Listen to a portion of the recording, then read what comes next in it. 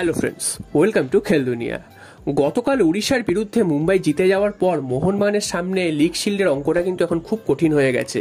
সেখানে দাঁড়িয়ে মোহনবাগানকে প্রথমে চিন্তা করতে হবে Bengaluru FC match. Bengaluru FC match থেকে পুরো 3 পয়েন্ট মোহনবাগানকে নিতেই হবে। সেই 3 পয়েন্টটা পেলেই তারপরে কিন্তু মুম্বাই সিটি এফসি ম্যাচ নিয়ে মোহনবাগানের ভাবনা চিন্তা করার জায়গা আসবে।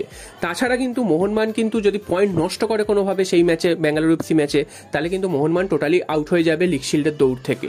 তো তাই জন্য বেঙ্গালুরু এফসি ম্যাচটা মোহনবাগানের কাছে এই মুহূর্তে সব থেকে গুরুত্বপূর্ণ। তো আগামী পরশুদিন ক্রান্তিরাবাস স্টেডিয়ামে বেঙ্গালুরু এফসির বিরুদ্ধে মুখোমুখি হচ্ছে মোহনবাগান। সেই ম্যাচে মুখোমুখি হওয়ার আগেও কিন্তু মোহনবাগানের জন্য খুব একটা ভালো খবর নেই, কারণ ডাগ আউটে থাকবেন না আন্টোনিও লোপেজ হাবাস, মোহনবাগানের কোচ, তিনি কিন্তু থাকবেন না অসুস্থতার কারণে। তোমরা জানো যে লাস্ট দুটো ম্যাচেও তিনি ডাগ আউটে ছিলেন না, তার জন্য চেন্নাই এফসি ম্যাচটা কিন্তু খুব বাজেভাবে মোহনবাগানকে হারতে হয়েছিল ভুল গেম রিডিং এবং ভুল ডিসিশনের জন্য। এবং পাঞ্জাব এফসি ম্যাচটাও যে মোহনবাগান খুব ভালো খেলেছে তা কিন্তু একদমই বলা যাবে না। ম্যাচটা হয়তো জিতেছে, 3 পয়েন্ট পেয়েছে, সেটা ঠিকই, তবে একদম যে ভালো খেলেছে সেটা একদমই বলা যাবে না।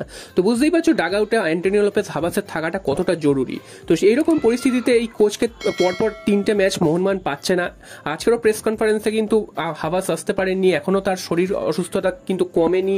তো তিনি কবে ডাগ আউটে ফিরতে পারবেন সেটা কিন্তু জানা যাচ্ছে না। তো ক্রান্তিরাবাস স্টেডিয়ামে হাবাস যাচ্ছেন না, এটা কিন্তু প্রায় নিশ্চিত। এবার আরও একজনের নাম বলবো, তিনি হচ্ছেন সাহাল আব্দুল সামাদ। তোমরা জানো যে তিনিও কিন্তু গত দুটো ম্যাচে মোহনবাগানকে সার্ভিস দিতে পারেননি, ভারতীয় দলের হয়ে খেলতে গিয়ে তিনি চোট পান।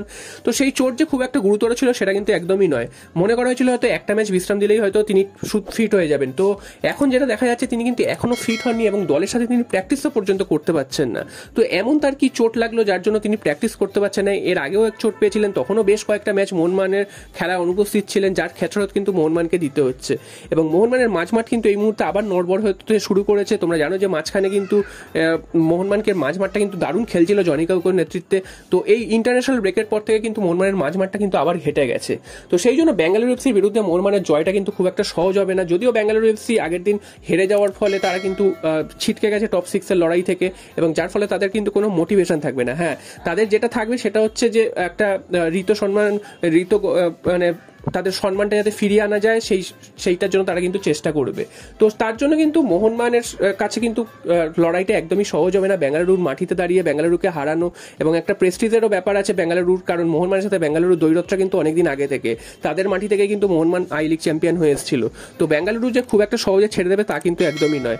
তো মুম্বাই সিটি এফসি গতকাল জিতে যাওয়ার পর কিন্তু মোহনবাগানের সামনে কিন্তু অঙ্কটা এই জন্য আরো কঠিন হয়ে গেছে, কারণ মোহনবাগানকে যদি জিতেও যায় বেঙ্গালুরু এফসির বিরুদ্ধে, সেক্ষেত্রে মোহনবাগানকে কিন্তু মুম্বাই সিটি এফসির বিরুদ্ধে জিততেই হবে সেই ম্যাচটা। তো পরপর এরকম দুটো গুরুত্বপূর্ণ ম্যাচে মোহনবাগানকে খেলতে হবে, তাও হাতে কিন্তু 3-4 দিনের ব্যবধানে খেলতে হবে। যদিও ম্যাচটা একদিন পিছিয়ে যাওয়াতে মোহনবাগানের সুবিধা হয়েছে, তো তারপরেও কিন্তু এই দুজন গুরুত্বপূর্ণ একে পাবেন না হাবাস এবং সাহাল আব্দুল সামাদ, সেটা কিন্তু মোহনবাগানের জন্য খুব একটা ভালো কিন্তু নয়। এবং মোহনবাগানের মাঝমাঠও কিন্তু খুব নড়বড়ে করছে। অভিষেক সূর্যবংশী তিনি কিন্তু খুব ভালো ফুটবল খেলেছেন লাস্ট দিন, সেটা আমরা দেখেছি।